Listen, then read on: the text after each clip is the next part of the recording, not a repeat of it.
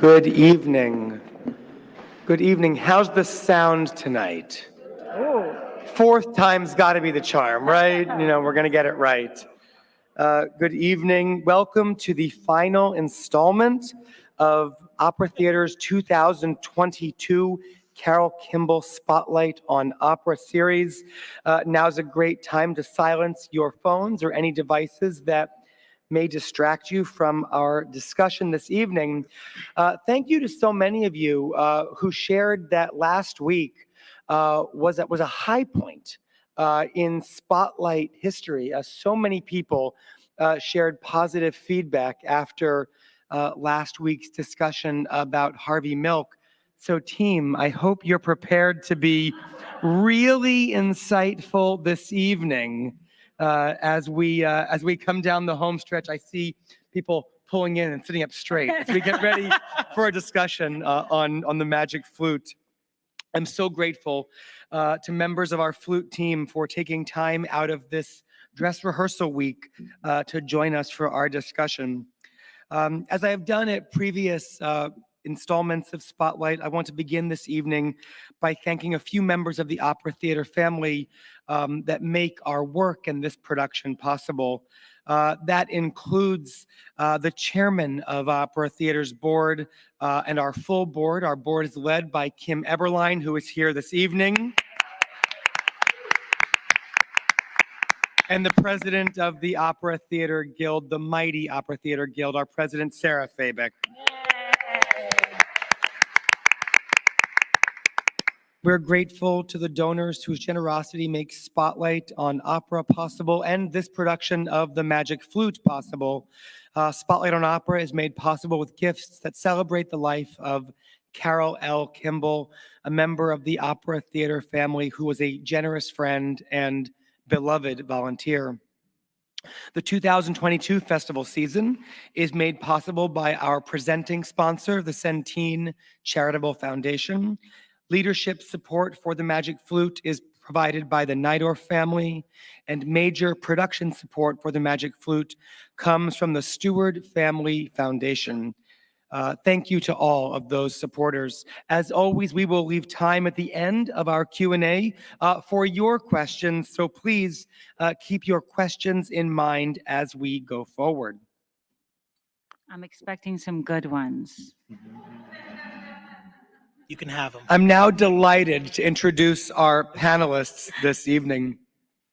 Our first panelist is a British conductor who is no stranger to opera theater, having conducted our production of Ariadne on Naxos I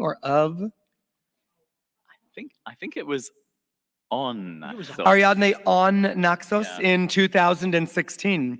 He is in great demand as an opera conductor and has led performances at the Royal Opera House Covent Garden, Lyric Opera Chicago, the San Francisco Opera, Santa Fe Opera, and Houston Grand Opera, to name only a few.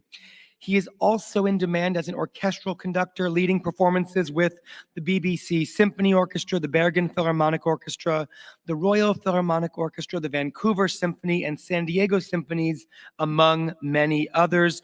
Please welcome back to Opera Theater our conductor for the Magic Flute, Rory McDonald.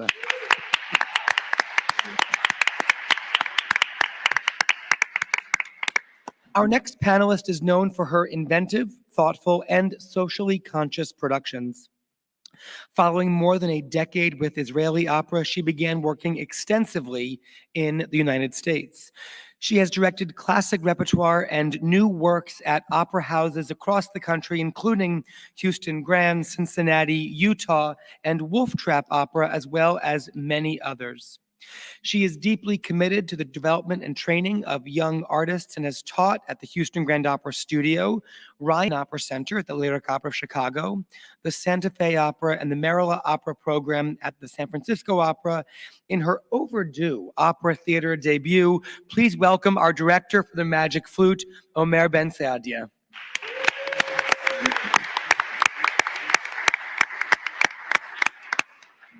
Our next panelist is a costume designer who has designed in Santa Fe, the Lyric Opera Chicago, the Washington National Opera, San Francisco Opera, and many others.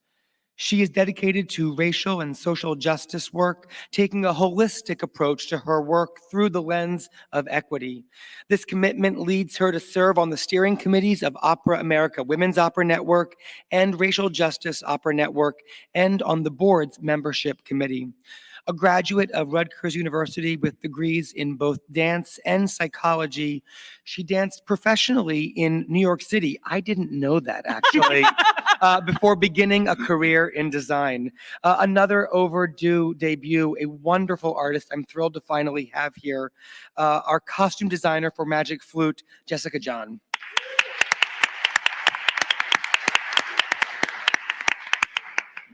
And finally, this panelist is a British-American tenor who is well known to opera theater's audiences.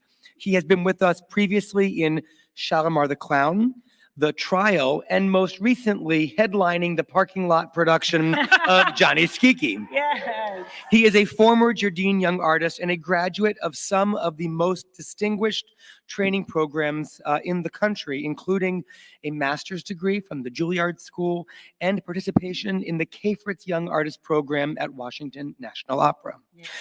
Following his performances in this production, he will go on to the Los Angeles Philharmonic to sing in Beethoven's Ninth Symphony, and I believe opens next season with Rodolfo in La Boheme at Opera Philadelphia. Yes, next spring. Next spring.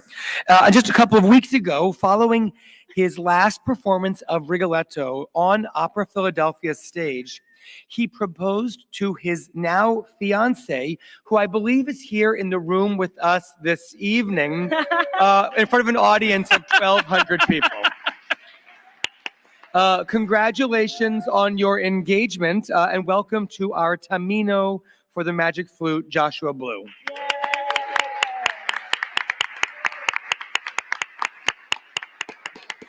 I told you this would be a fun panel tonight. Thank you all for joining us this evening. Let's jump in. Omer, let's start. How many people in this room have seen the Magic Flute before? Everyone has seen the Magic Flute, and yet I think this is not just another Magic Flute production. I think you've brought a really fresh perspective to your telling of the story. Can you tell us about your version of the Magic Flute? Sure. You know, I am originally from Israel. My family comes from Yemen and Austria and Germany and the Middle East, so you can understand the confusion there. The Magic Flute was the opera that my grandmother's mother would stand in the back of the Volksoper in Austria and hear it. You know, they would pay pennies and listen to the opera, and then she would go home and hum the tunes of the Magic Flute. And so my grandmother knew every tune in the Magic Flute without knowing a single thing about what it was about or why it was what it is, but she could sing it backwards and forwards. And that's how I grew up, sort of being able to hum the Magic Flute without really knowing what it is. And I think so many of us sort of grew up with the Magic Flute as a soundtrack to our lives. And it's a beautiful litmus test to where we are in our life. So the way you approach the Magic Flute when you're a child, the way you approach it as a teenager, as you are falling in love, as you are raising children, as you are raising grandchildren, changes. And the way your perspective on the show changes in that time. And so when I was invited by Opera Theater to come and direct it, I first started by saying, where am I in my life now? And what does the piece now mean to me? And so now I find myself in the shoes of Tamino and Pamina, looking at the world around me with a lot of questions. Because the Magic Flute starts with these two great powers pulling the world apart and sort of trying to say, go this direction or go that direction. And there's a choice that we have to make as we grow up into our adulthood in how we want the world around us to look like. And so that's what this production is centered upon. What are the forces around us that are pulling us in every direction? And how do we make decisions as grown-ups to say, how do we want to shape our own lives and how do we want the world around us to be shaped? Not to mention, that is a very funny opera.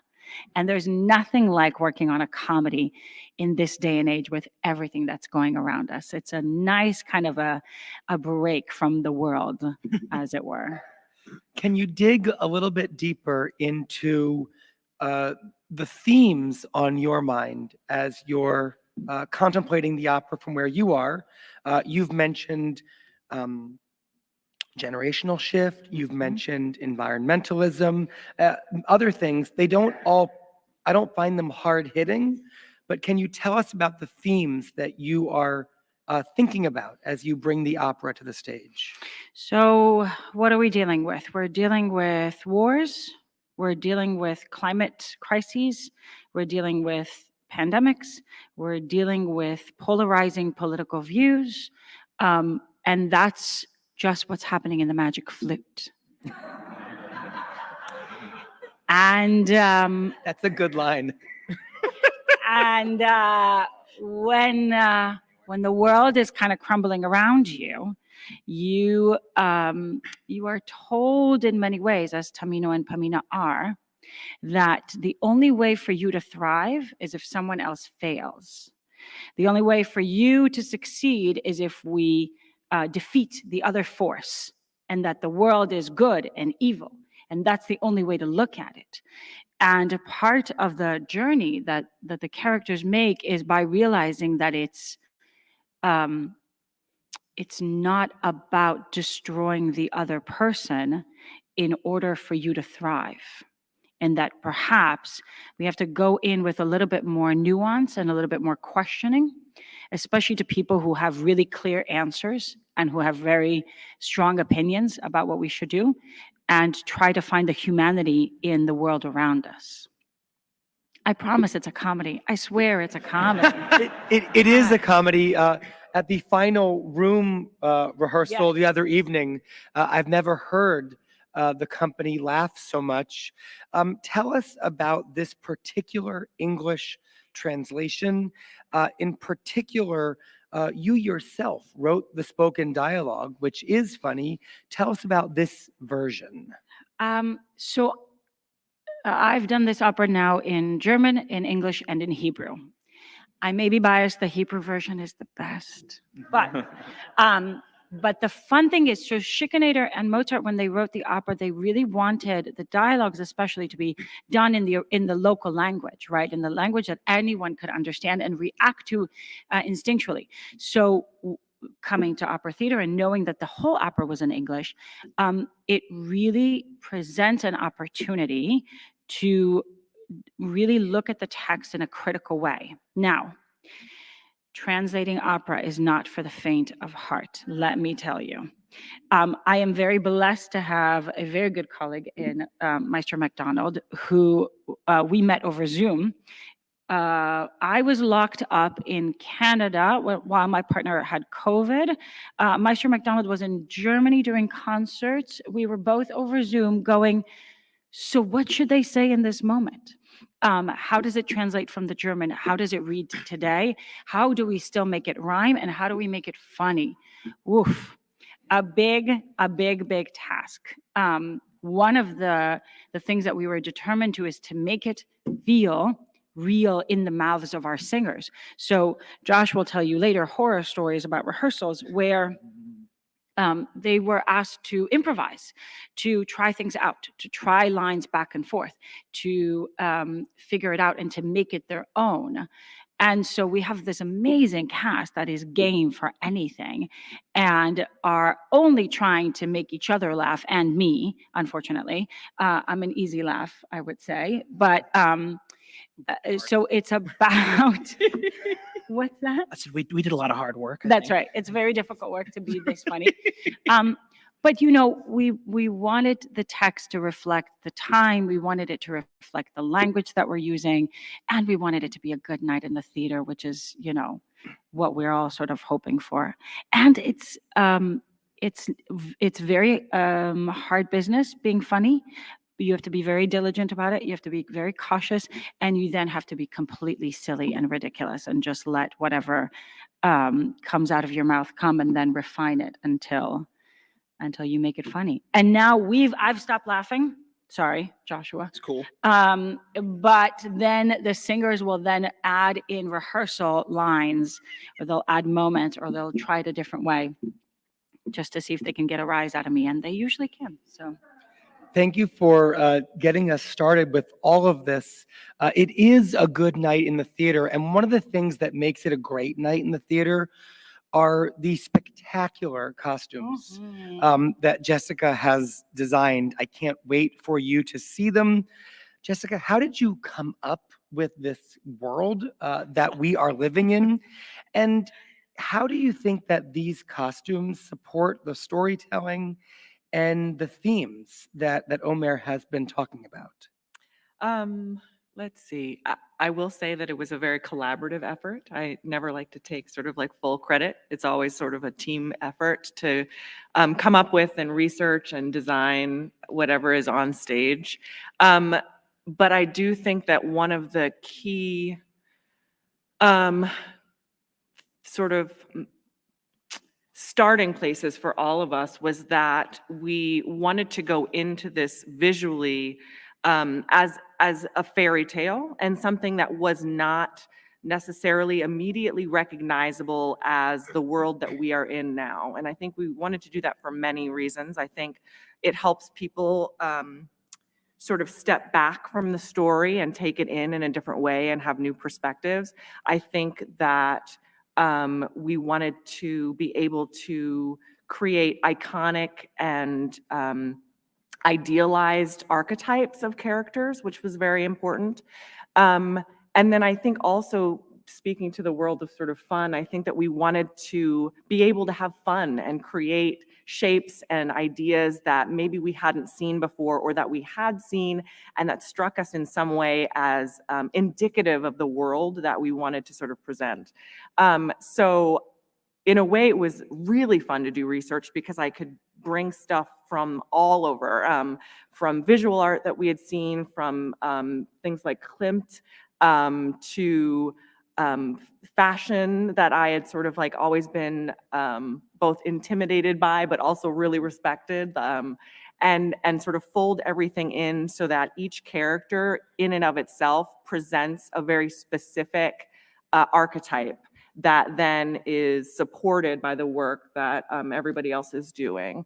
So what else? I'm not as good as these things as Omer is. No. But I think too the idea that that was most important was that we were creating a very cohesive space that the performers and Omer could work within, that was a universe that was in and of itself, that made sense to itself.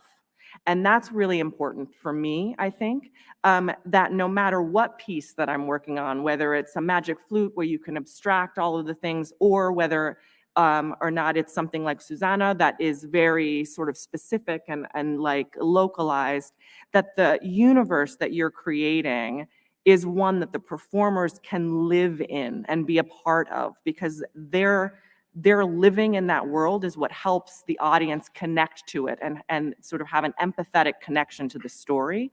And that at the heart is what we're trying to do, is storytelling.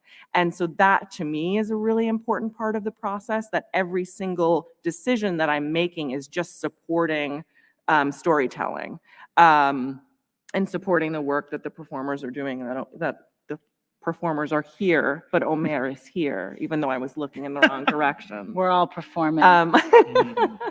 So those things were important to me. And it's really beautiful work that you've achieved. Our costume shop has had more fun building this production. Wonderful challenges and wonderful colors and fabrics. It's very exciting. Rory, welcome back to Opera Theater. Everybody here has seen the Magic Flute. In such a musically familiar opera, what don't they yet know? Or what do you want to call their attention to that's special or idiosyncratic about the flute that you will lead at Opera Theater? Sure. Well, I suppose the first thing to say is for the majority of you who've already seen the Magic Flute maybe many times, there's nothing wrong and there's nothing to be ashamed of that familiarity.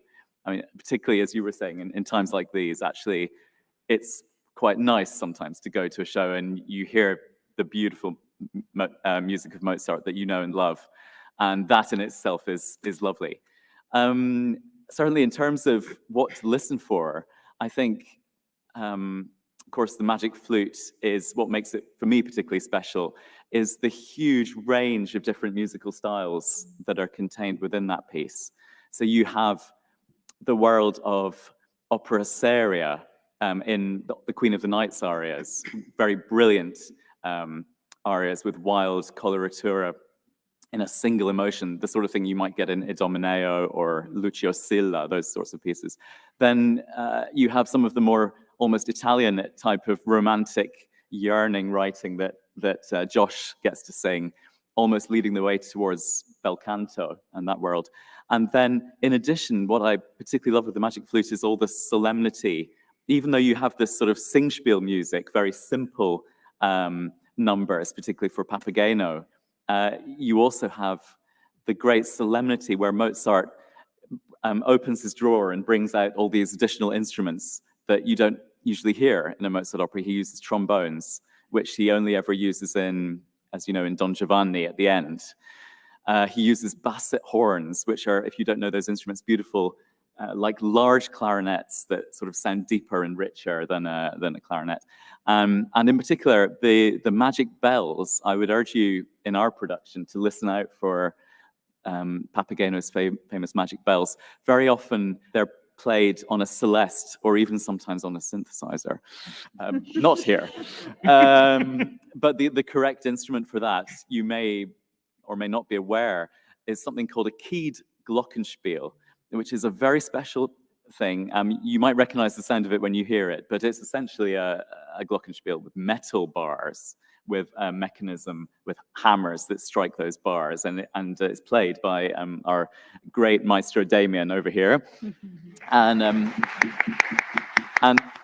that instrument has a very, very particular sound.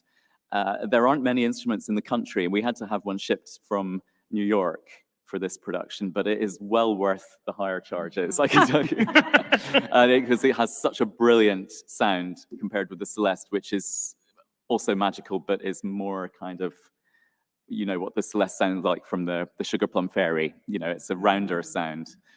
So there are all those elements. And I mean, I suppose the only other thing to say is the way that we approach the music, although it's incredibly familiar, there are things about it that are surprising in terms of how we choose to perform it. And from my own perspective, I always like to try and work out what it was that he would have wanted and what he would have heard in 1791 when they did the premiere. There are things like, to give you one example, the incredibly famous soprano aria, Ach ich fühl's. We're used to hearing it at a very slow tempo. You probably hear, you know, pom, pom, ach, ich fühl's. Very sort of sound, which can be beautiful, and don't get me wrong, it can be absolutely beautiful. But we've seen letters from a violinist who played in the orchestra under Mozart, who then after Mozart's death, even 20, 30 years ago in the early 19th century, was saying, this aria is already being played 2 times slower than what we did under Mozart. So these traditions evolve and things change. And it's so fascinating to see an original document like that, where you think, oh, okay. And then that puts a totally different perspective on it. And you think, actually, she's very agitated at this moment in the opera. She's nervous. She doesn't know what's happening. Tamino won't speak to her. Papageno won't speak to her. And then when you give it that extra slight motion, it becomes a totally different mood. And then some people in the audience, some of you perhaps might hear it and think, well, I don't like this as much as my recording that I have at home. And that's fine. But I think it's for us, it's part of the artistic process of discovery and trying to find what's interesting about this piece, what's new, what's fresh. It's such a sort of jewel box, this opera, of, as Omer was saying, there's so many layers to it, which I think is why it's still being performed now. So. Rory, you mentioned the multitude of styles that were here. Is this the prototype, the 18th century Austrian prototype for the modern American musical? Can you draw a straight line from Singspiel and from Mozart to a little night music, or maybe even all the way to Hamilton? Yeah. I was really disappointed. I wanted to go and see Hamilton because it was on here, but I think it might have just closed. You were Anyway. you were in rehearsal. I was in rehearsal. I couldn't go. I was too busy. We're grateful to have you. Yeah. I think absolutely is the answer to that, because I think, you know, the Singspiel, which when Magic Flute was written, that this form of sort of sung theatre had already been going for 100 years. It was sort of the German opera of its time, and when they were commissioned to write this piece, they wanted a sort of German-style opera. And of course, Schickenader was famous for that. But it's a popular theatre in the same way that a musical is, in a sense, popular theatre that hopefully anyone can go and see. And you don't need a degree in music to understand it. You don't need a degree in literature. It speaks to you directly, and just the same way that Shakespeare wanted to speak directly. And there are so many parts in it where, you know, characters speak directly to the audience. Papageno suddenly asks the audience, you know, what should I do? Things like that. Even Monostatos in his problematic aria is sort of talking to the audience and saying, you know, why will nobody love me? And I think that element of almost breaking is it the fourth wall? The third, I can remember which number. Yeah, the fourth wall. That is very modern in the way that we think of a show like, as you say, Into the Woods or whatever it might be. So yeah, and we try to give it that spirit a little bit. I can't wait. We should hear some of that spirit, I think. We should have our first musical excerpt. Josh, this first excerpt is an aria that you will sing. Sure is. In the opera, Dies Bildnis, in our translation, This Portrait. Would you give us just a brief dramatic context of where we are at this moment? Sure. I'll do the spoiler-free version for some of the cool things that are happening in this production. Oh, that's right. But Tamino is in a foreign land, and he has been visited by three spirit. No, I can't wait to hear this. This is wonderful. yeah, it's great. He's been visited by these three ladies. He doesn't know who they are. They say that they have saved him, they've protected him, and that their queen has a mission for him. And they're very vague. And all they do is say, she's got this daughter, and here's her picture, and there you go. And he opens up the picture, and just like any tenor in a good romance, he falls in love immediately and thinks, I gotta sing about her. And he does. It's couldn't be more of an entrance aria of just telling you who this character is. His heart is on his sleeve. He's fallen in love with someone by sight alone and will do anything to have a chance to be with her. And then he sings, I guess, Oh Vision is Oh, this Vision. one. Well, then to hear O Vision, to sing O Vision, let's please welcome pianist Damian Krizik and first-year Gerdine young artist Michael Eusebio.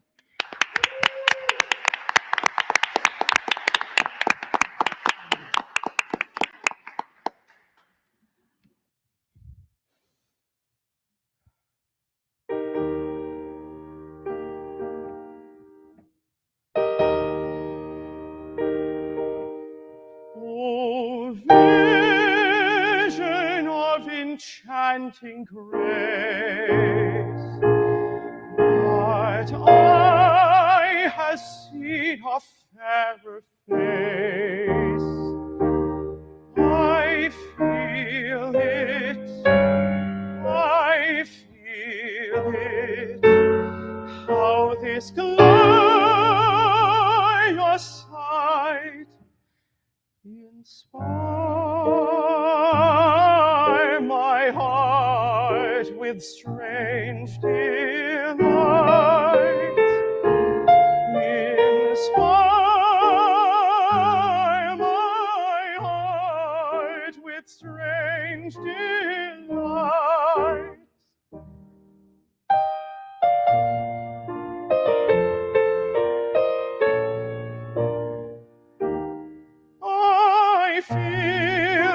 some ardent new emotion. Whence come these flames of pure devotion? Can these be pangs of love I feel? Can these be pangs of love I feel?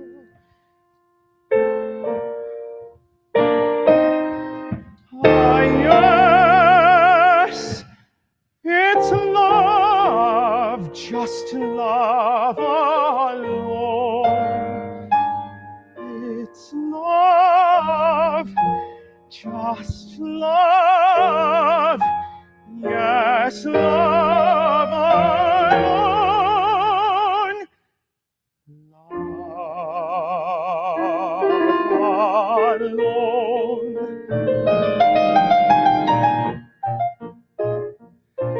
Oh, that I may now stand before her, tell her how truly I adore her. Then I would, tell me now, what would I do? With loving arms, I'd caress her, and to my burning heart I'd press her. And then perhaps she'd be mine.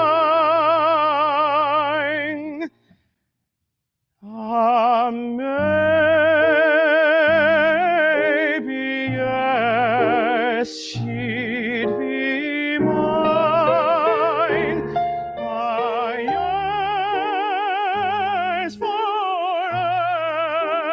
she'd be mine. Yes, forever she'd be mine. Yes, forever she'd be mine.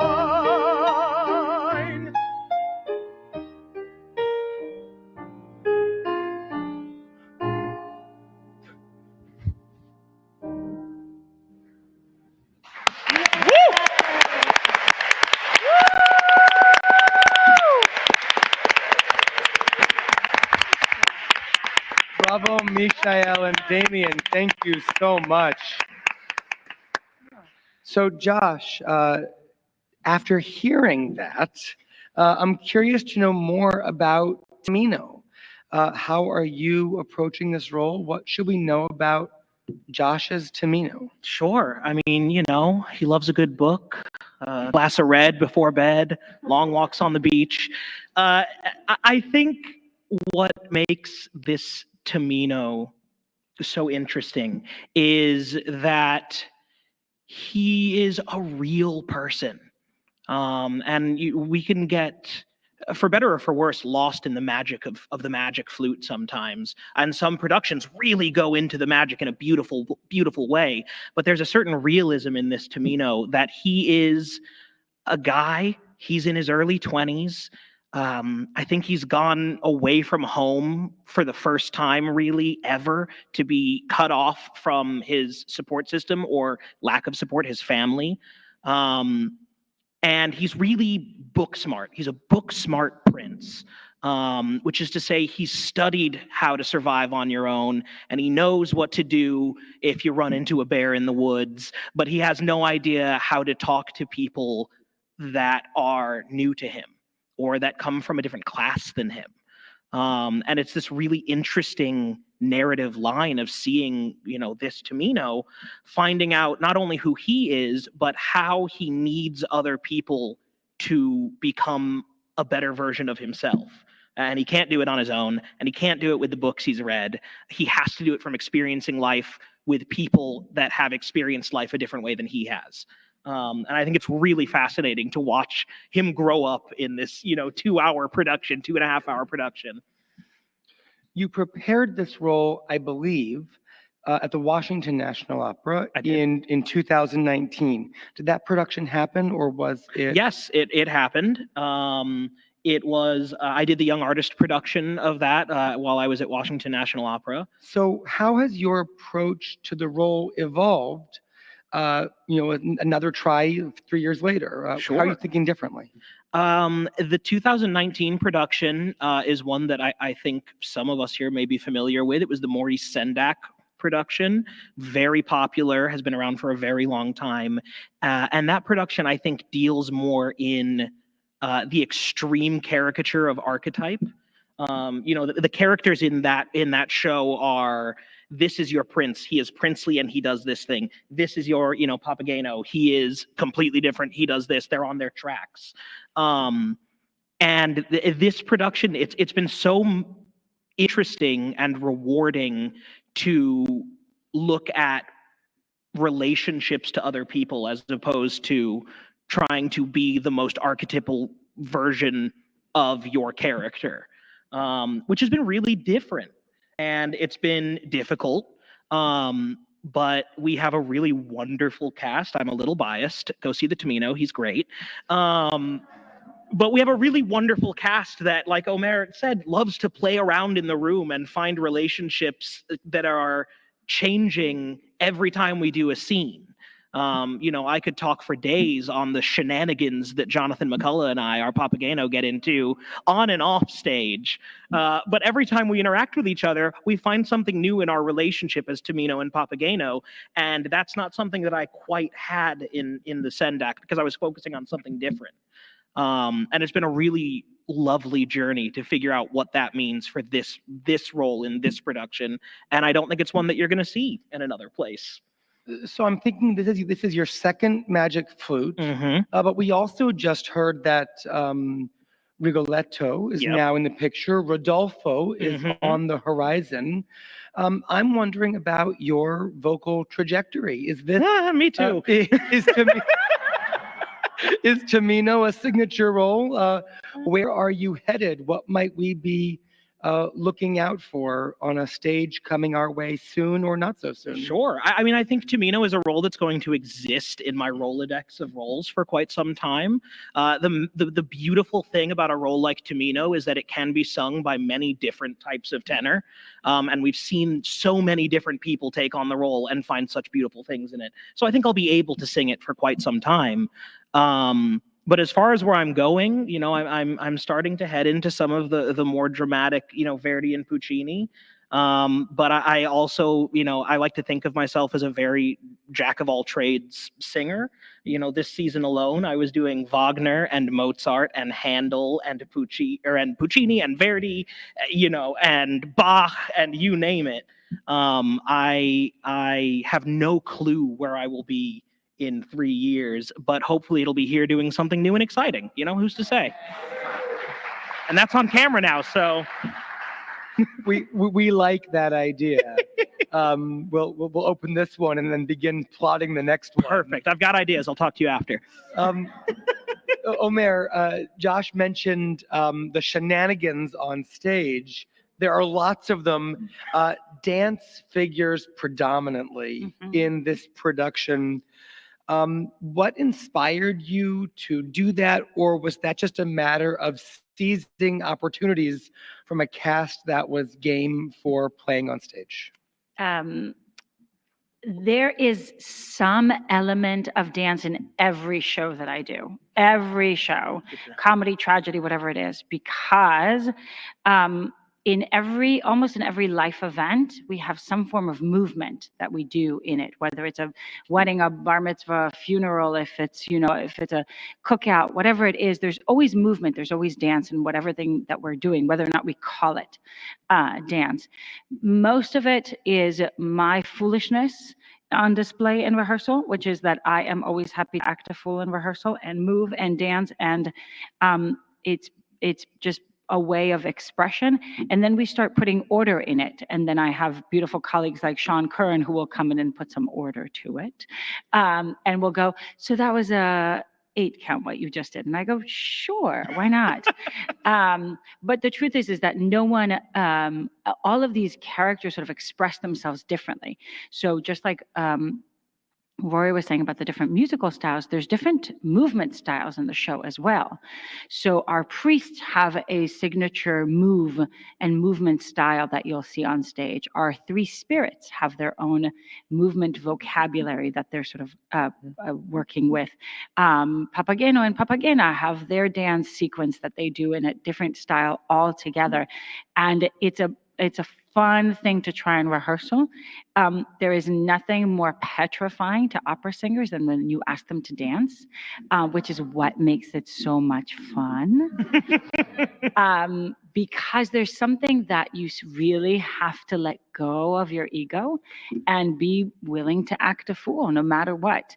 And I want you to notice as you're coming to see the show, look out for the different dance styles as you're going, who gets to do what. And then also, as Jessica was talking about the costumes, watch out. Jessica John likes to tease me when we do shows together that there are always changes to the costumes throughout the show. Pay attention to the evolution of the costumes for the characters as the show progresses. They are not what you would think of as costume changes like we're used to, right? Character wears one outfit, goes off stage, comes back with another outfit. But there is an evolution to their look that signifies where they are emotionally and where they are spiritually in the show. So watch out for that. Some of it happens on stage, what we say a vista, in front of the audience. Some of it happens backstage, but it all is significant. And since I know you guys have a little bit of a sharper eye, this is going to be like the quiz. Spot how many costume changes you could see in a show. All right, Jessica, I've got to. This is why I just bring her everywhere. That's why I bring you everywhere. I want to follow up, Jessica, with you about dance. Yeah. But that's just too good a teaser. Can you give us a specific example of this incredibly interesting costume evolution concept that Omer's just been describing? We're in a safe space. There's no spoilers. Yes, No spoilers. There's no spoilers you with can- this crowd. This is amongst family. You can spoil for the. Okay. I think that the most interesting one, the one that resonates with me the most, is the Queen of the Night, actually. And the reason for that is the way that we have approached how we are introduced to her when we first see her goes against our traditional idea of who she is. And how and sort of how she comes into our space.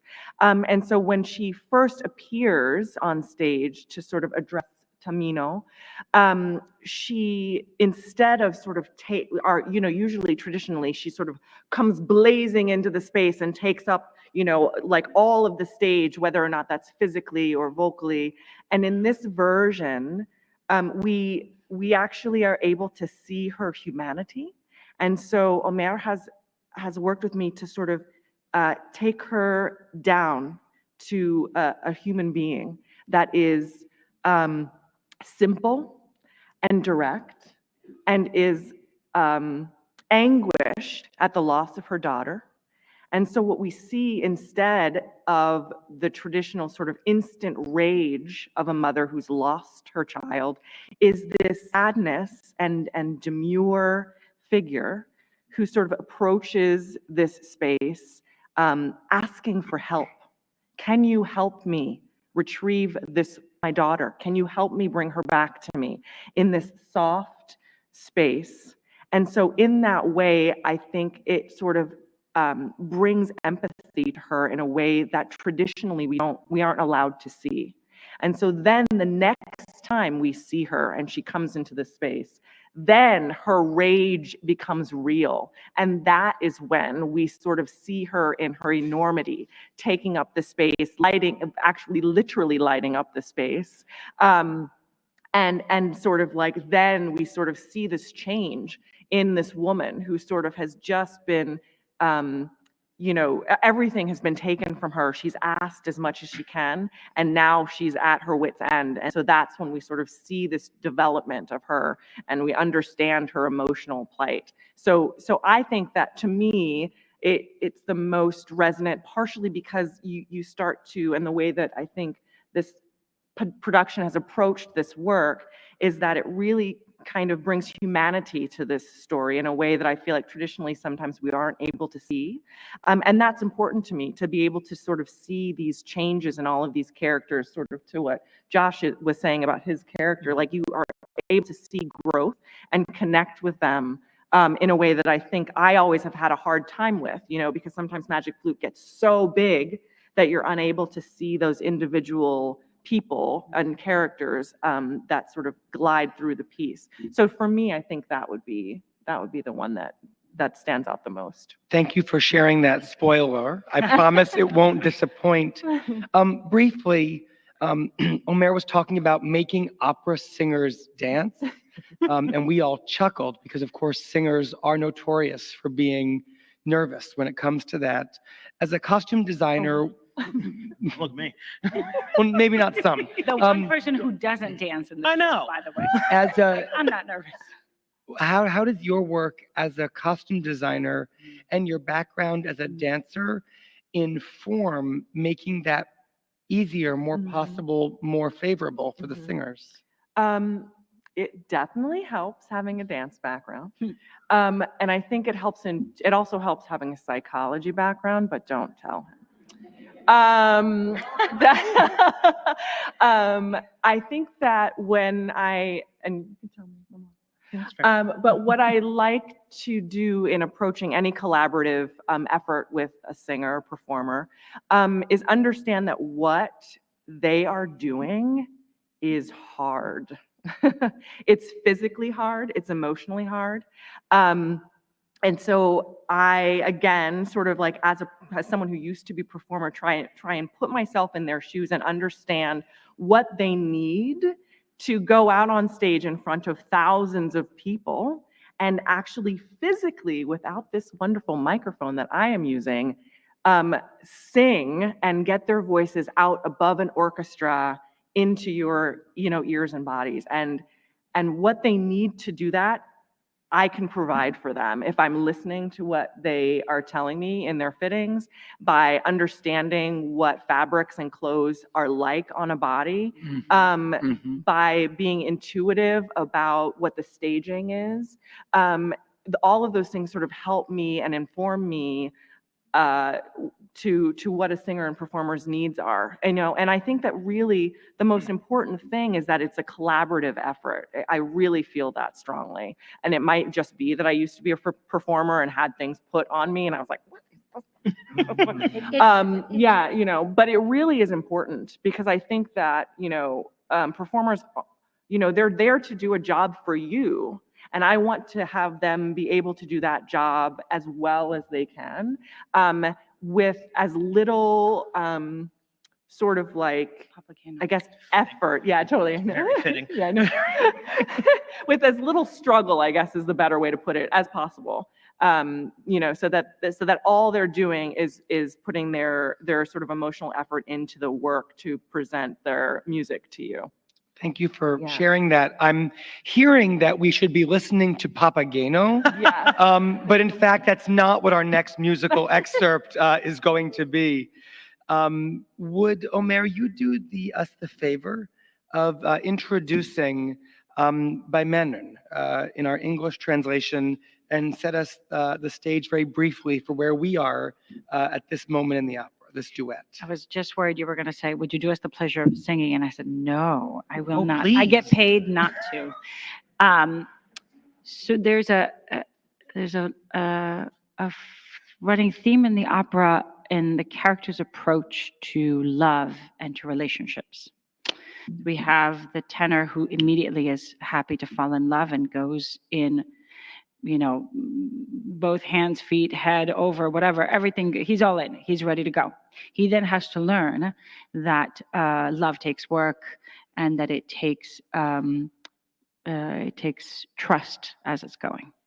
Pamina is so willing to love, but has doubts because she has been through some events in her life that make her doubt people's abilities to love and to protect her. Papageno wants nothing to do with love. He is fine being on his own until he hears about this concept of like sharing your life with someone else and having someone to laugh with and dance with and have a great time with. And the idea starts to appeal to him. And so Papageno and Pamina meet together to sort of talk about this concept of love. What is this big idea? And what does it look like? And what does it feel like? And what are the scary parts about it? And what are the joyful parts of it? And so they start to describe kind of this hope that there is in it. Then Pamina will go, spoiler alert, will lose faith in the opera. She loses faith in Tamino because he doesn't speak to her. There are trials. There's all this stuff that's happening in the background that she doesn't know. And then what the spirits say to her is, you have to have faith. Love requires a sense of faith that things will work out, even if you don't understand it in the moment. For the translation of this duet, the German sort of calls for Mann und Weib, man and wife. And they sing it about 25 times throughout the show. But truly, there are so many ways of expression of love that are not man and wife these days, any day, all the time. And so we were cleverly sort of toying with the idea of the different combinations of love. And so what you'll hear in the translation is you'll hear the boy and the girl and the girl and the girl and the boy and the boy and the girl and the boy and the boy and the girl, all coming together in endless joy. Let's hear the duet. Yes. Let's hear the duet. Please welcome to the stage pianist Damian Krizik, first-year Gerdine young artist Rachel Blaustein, and Gaddes Festival artist Evan Lesdowski.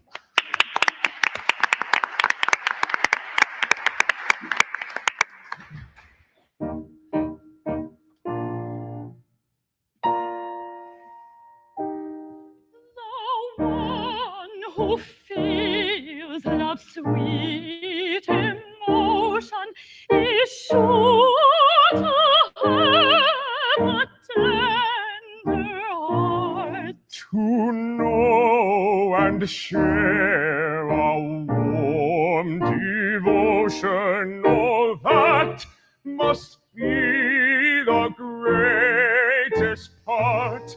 These tender joys of love we'll own.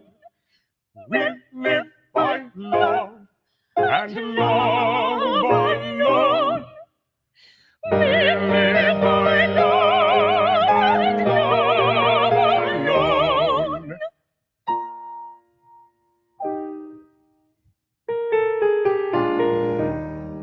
For love holds sway o'er every creature, and love can sweeten every woe. And love adds spice to each day's adventure through all creation here below. We fill our lives with love and joy, nestled together, girl and boy. Nestled together, girl and boy. Girl and boy. Oh, boy and boy. Girl and girl, or girl and boy. Join my love in endless joy. Boy and boy, or girl and boy. Join my love in endless joy. Joy in endless joy. Joy in endless joy.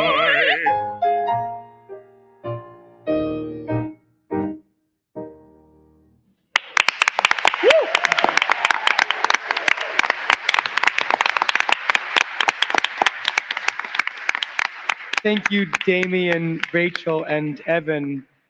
Beautiful, beautiful singing. Rory, we are emerging from the COVID pandemic, but we're not quite out of it. And your rehearsal process has been, I can't say we're quite back to normal. I'm curious how that impacts music making. Tell us a little bit about the work that you're doing over at Powell Symphony Hall with the great St. Louis Symphony Orchestra, and how you're thinking about that, making music with singers in masks. Tell us about the way this impacts music making at this point. Well, as you know, singing with a mask on is not the easiest thing in the world. I actually read a really good description of it yesterday, saying that singers singing with covering their faces with masks is like asking a footballer to play football with their legs tied together. And it's kind of similar. It's difficult. We've done all our rehearsals except for one rehearsal. All the other rehearsals in our rehearsal room, we were masked all the time, including me, including Omer, and all the singers. And it does present challenges. Particularly, I get so used to kind of very badly kind of mouthing the words, and singers, I think singers enjoy that sometimes. If they see the conductors with them and mouthing the text, it helps to keep the music together. You can communicate so much with your face as a conductor, not only how you want the music to sound to the orchestra, but you can also communicate reassurance to the singers simply by smiling. Something as much as that. And the first rehearsal I did where I took my mask off, a couple of the singers came up to me and said, "Oh, they were like, it's so lovely to see your face," because I think we just take that for granted so much. Like there have been so many things during this pandemic which we have perhaps taken for granted and we will never take for granted again. Of course, it's been tricky with the orchestra as well, because you may know that it was COVID was going around the orchestra a little bit, and still is a bit. I had a ticket to hear them play Mahler 1 at the end of their season, and I was gutted when the concerts had to be cancelled because they had a large number of cases. I think we're in an okay spot. I mean, we've had a good number of orchestra rehearsals now, and we had one rehearsal with no oboes. But only one, and then last time we had both our oboes were present and correct. And touch wood, that's our great fear. Even however long it is now, 2 years into this thing, we still, of course, don't know what the weeks ahead will lie, and we just hope and pray that that Isis and Osiris are looking down kindly on us and don't give us any COVID illnesses or anything. It's funny that you mention Isis and Osiris. This is a show that is steeped in symbolism, particularly in relation to Mozart's fascination with Freemasonry. What our set designer, Ryan Howell, has done is created a world of symbolism, but if I understand it correctly, they're largely made up. Yes. Can you and can Jessica tell us a little bit about the symbols that we should be looking for and what they mean, if anything? I really feel like I'm sending you guys on a scavenger hunt throughout the show. So yes, so much of the symbolism that's in the score has to do with Masonry, has to do with Egyptian symbolism, and we wanted to find a new language, just like we did with the costumes, about a world where it is not necessarily tied to a specific culture, but one that we are making up. So Ryan Howell has created a world that you will see in the set that borrows from Egyptian symbolism, borrows a lot from Klimt paintings, paintings in which he sort of layers symbols and symbols that sort of reveal different parts of the show, different parts of the storytelling. And in a specific moment in the show, when Tamino is confronted by the sort of the bad spirits in this world, the set reacts to him and is affected by his beautiful flute playing as well. And so you'll see in the background, you'll see animal symbols, you'll see religious symbols, you'll see graphic symbols, and they all sort of read this new world that we've created together. Jessica, what do you want to add to this the symbolic world that you're helping to create? What do I want to add? Can you tell them about the spirits, please? Oh, you would like to tell me? Yes. Again, this stays amongst family. So they really are our favorite characters, I think. So the spirits we've decided to, they're always connected in some way, right? The spirits or the three boys or the muses, whatever their sort of incarnation is in this story. And so we've dubbed them the three spirits. And I kept seeing in my research images of triplets, or paintings of triplets, or photographs of three identical beings, whatever that sort of means to you.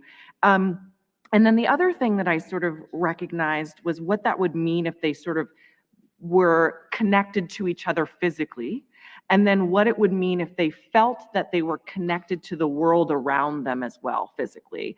And so the first thing that we did is actually physically connect them through their costumes. So they're kind of in this little amoebus sort of like I don't know, tent maybe, sort of tent-like costume. Get along, sure. Yes, that they can sort of like their three little heads kind of stick out of, and their arms can come in and out of, so that they kind of have this non-human, almost like alien-like quality amongst they're very cute though. And the other thing that we realized is that the world that we see at the beginning is a world that's sort of been sort of decimated, right? So that the resources, the idea that things have been taken from this world is one that Ryan sets up with the scenic elements, and that I mirror that in those spirits. And the idea is that they are reflective of this world that they live in. And so when we first see them, their costume is reflective of this sort of decimation, right? They feel like they might have been scathed or burned by what's happened. And then as the opera ends and goes on, at the end we reveal that there's new life that has been brought to this universe, and that's revealed in their costume as well. So they sort of like get layers peeled from their costume, and so when we finally see them at the end and this world is revealed anew, they're reflective of that change as well. And so they kind of go from this sort of like, I don't know, like burned, sort of scabby looking costume to then one that sort of is like airy and light and sort of full of, sort of sky and grass and sea coloring. It is beautiful indeed. We're going to hear our last piece of music, but first, one more question that we asked the Carmen cast a couple weeks ago, and I want to ask this group tonight. Josh, I'm going to put you on the spot to answer first. If Carmen is the most popular opera in the canon, the Magic Flute has to be number 2 or number 3 in terms of most performed, most popular, most often revisited. Why? Okay, an easy question. The Magic Flute can be sort of whatever you want it to be. The beauty of an abstract magical world, in however you want to show that magic or produce that magic, is that you can tell a lot of different wonderful stories with the exact same music. And I think that you can also, much like what Omer has said, depending on where you are in your life, you see the story through new eyes every time you go and watch it, or through new ears as you go and listen to it, so that it's always something you wanna see. It doesn't matter if it's your first time, your 5th time, or your 105th time. You're gonna leave with a new interpretation of a beloved classic. And I think that's why it's so popular, because it can relate to just about anybody in a way that not a lot of operas can. Anyone want to add to that? Anyone want to add to that? Great Please. answer. Thank you. You've said it all, Josh. So I think we're going to hear some music and reflect on that thought. This last excerpt is one of the most delightful. Maestro, would you do us the honor of briefly setting the stage for this very famous duet at the very end of the opera? I think we're going to hear a very famous duet. From the end of the opera? From the end of the opera. Oh, good. With two opera singers. No. I think Magic. yeah. It's of course the wonderful sort of cathartic scene where Papageno finally meets he's already met her, but he finally realizes that he's found his Papagena. And there's something so incredible about the way that Mozart takes Schikaneder's words and breaks them up. So you hear the pa, pa, pa, and you hear the gradually increasing pa, pa, pa, pa, and then pa, pa, pa, pa, pa, pa, pa, until it's almost impossible to say. And I said to the singers when we were rehearsing it, I said, can you just sound more like it should just sound like an animal or a bird, just pa, pa, pa, pa, pa, pa. You know, it's almost not singing. But then it turns into just the most beautiful love duet. Well, yes, love duet, where they sing about how they're going to have lots of children. Let's hear the very famous, very joyous Papageno duet. Please welcome pianist Damian Krizik together with Gaddes Festival artist Evan Lesdowski and our first year Gerdine Young artist Natalia Santalise.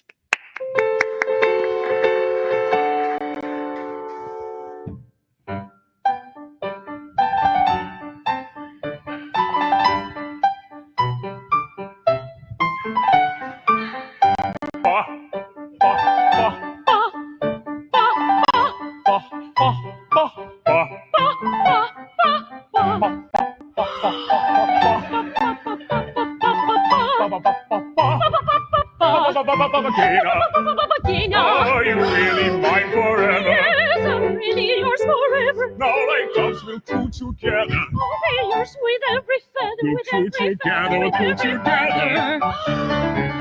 Ah, what pleasures we'll enjoy. Oh, what pleasures we'll enjoy. Love and patience may provide us. Love and patience may provide us with Children in our nest beside us. Children in our nest beside us. A little girl and little boy.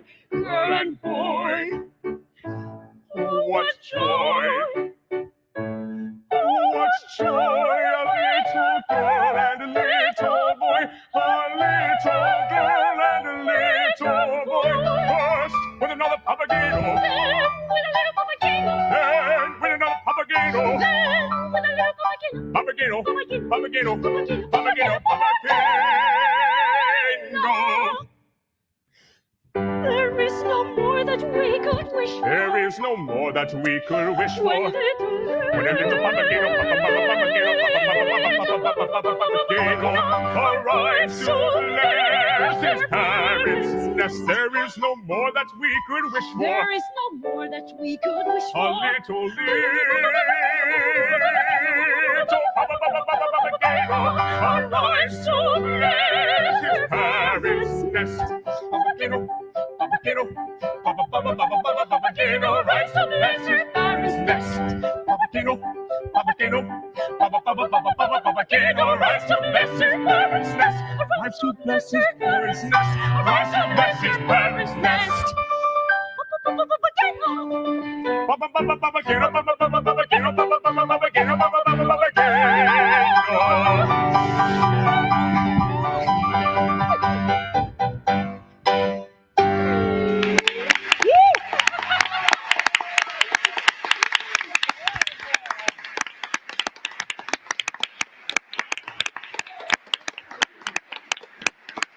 Bravo, Evan, Natalia, and Damian, and thank you. If Josh didn't say it all, I think that duet does. We've left a few minutes for questions from our audience this evening. questions on any topic. Mr. Burke, please.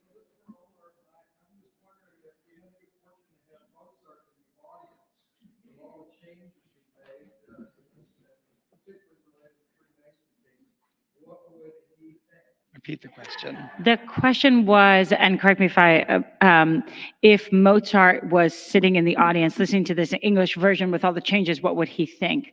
I think he would say that there are not enough fart jokes in the opera. I think that Mozart really wanted the immediate response, that belly laugh from the audience. And so whatever we can do to get an authentic reaction from you all as you're sitting there, whether you're seeing it for the first time or 50th time, that's the goal. The goal is to surprise you, to challenge the way we're thinking about it, and to have a great time at the theater. So I can't wait to hear you all respond. I'd love to add to that as well, that I always have that thought in my head, actually. Almost any decision I make, I always think, if Mozart were to walk into the room now, would I be able to justify it to him? Yeah. It doesn't mean he would necessarily agree, but would I be able to explain why? And I think, as you said, you hear stories about him and Schickenader playing around with each other. And Mozart, in the last Papageno aria with the bells, he would occasionally play when he wasn't supposed to kind of annoy, to tease Schickenader, and Schickenader would be up on stage and be like, "What's going on?" And then Mozart would do, and then he'd be expecting it, and then Mozart wouldn't play, and then he'd get even more annoyed, and apparently then he just told him to shut up. Apparently, eventually, and it's stories like that make you realize that we shouldn't treat it like it's not like Parsifal or something, or it's not I think it's something that we can. It's a very much a living thing that he would have appreciated us kind of bringing to life in whatever way necessary. We've had living composers on this stage in the last few weeks. So I think the question is a particularly apt one. I'm convinced you'd have a great time. Other questions in the crowd this evening? I'm sure that there are other questions in the crowd this evening. Please.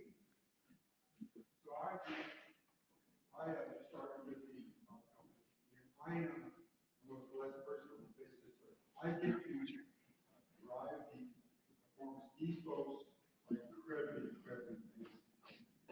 I hear the passion when they're in the band scene and talk about the families, and I'm truly looking forward to coming back next year. And this is to America. My brother and I were lucky when we were 13 to have a visit to Israel, King David Hotel. So we share that impact. So, two different worlds apart, the United States and Israel. Can you explain the difference in operas, politically what can be done, and how Harvey Milk might or might not be accepted as much now? It's a conservative political state. How is the difference in both the audience accept the operas? This was 50 years ago. What a great question. First of all, thank you. We are so grateful to your work on the team. The question to Omer, Israel and the USA are very different places. What's the operatic environment? Is it different there? How would this play differently? How would Harvey Milk play differently? The big difference, I think, is in the US, rehearsals start on time.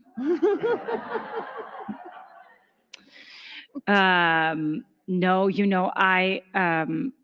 like I said, I've done this opera in Hebrew and in English and in Israel and here. And because sort of Mozart and Schickenader create this very rich environment to play in, there is so much as Josh was saying, there's so much to sort of interpret from it.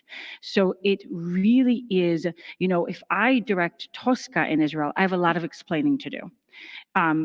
Starting with the Te Deum and why we're at the church and what we're doing there and yada, yada.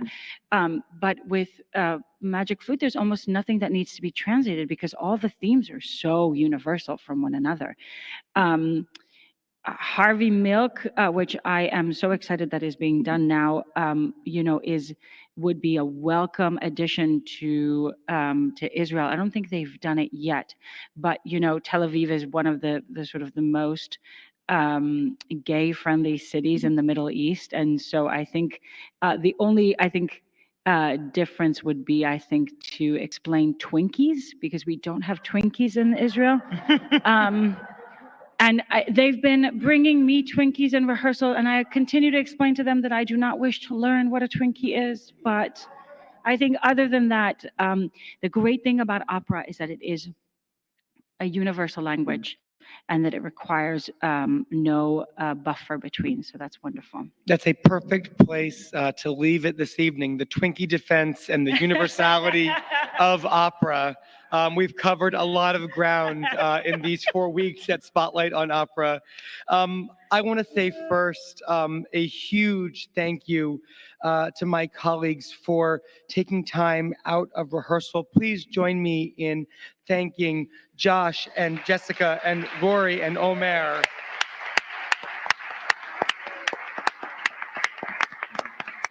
And our wonderful performers, Damien, Mishael, Rachel, and Evan. Thank you so much. And Natalia.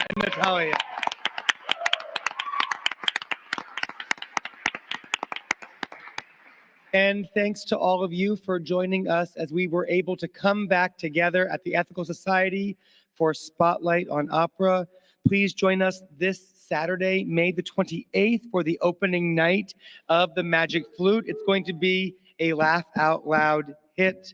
Please don't forget to join us downstairs for our reception following, hosted by the wonderful Opera Theater Guild. We will see you at the opera. We'll see you next year for Spotlight. Thank you all and good night.